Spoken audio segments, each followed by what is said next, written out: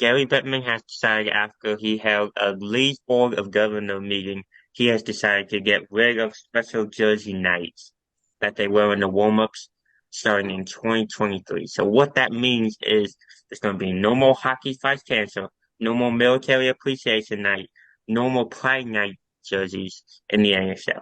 Now, why did they decide to get rid of it?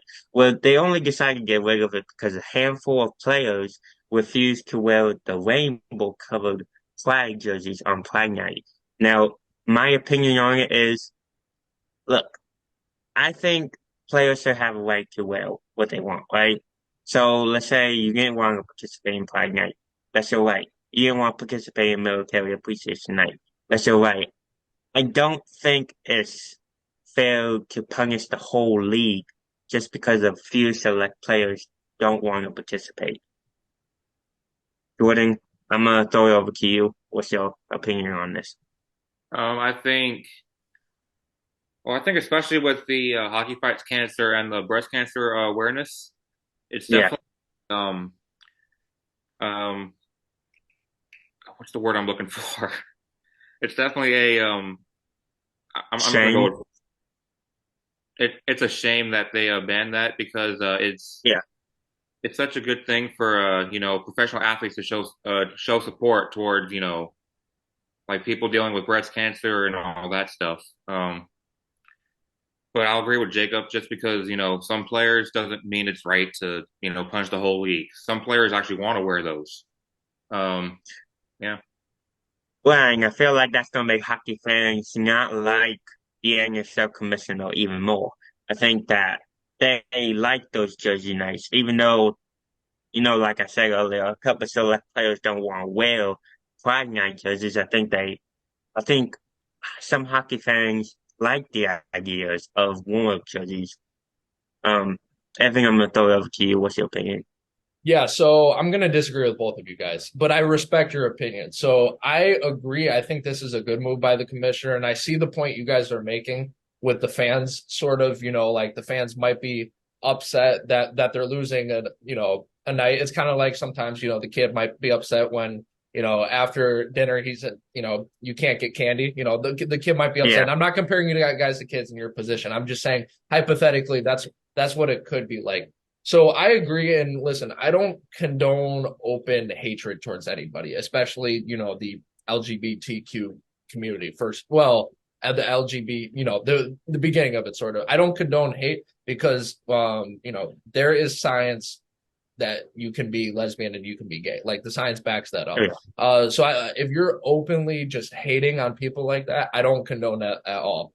But my preference might be a little different than say your preference, like I might like say I'm not openly giving hatred, but I just don't want to participate in it. And I think that should be okay. Those are your values. You're not being mean to anybody, but those are your values. So my preference might be a little different than yours. And I think eventually with these leagues and sometimes what they, kind of cram down are the fans' throats a little bit.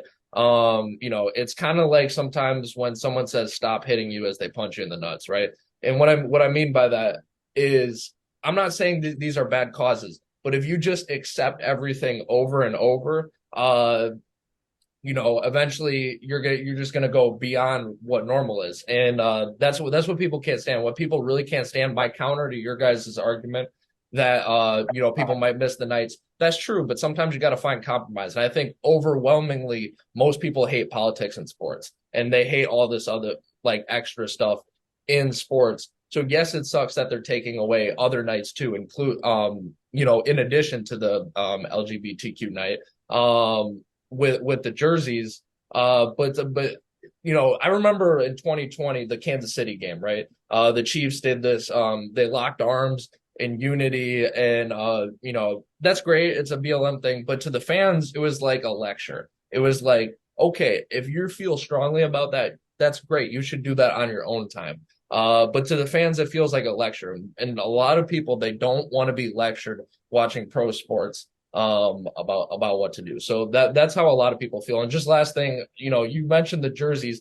I looked it up. The jerseys are still going to exist. They won't be worn in the pregame, which kind of sucks, but Right. they're still going to exist. So what is this actually taking away? Not much. I think it's a good start to getting politics out of sports a little bit. But anyways, I had one more point I wanted to pick up about that though. Like, what do you guys think about like because we mentioned it's more than just the LGBTQ jerseys. It's also the Mhm. no veterans jerseys. What do you guys think about that? I have my thoughts, but I just wanted to ask you guys about that too. What? I think that, I mean, like I said in the opening, I think if you don't want to wear it, that's your right. But I feel like it's a shame to get rid of, those jerseys. I think it's a shame. Jordan, what do you think?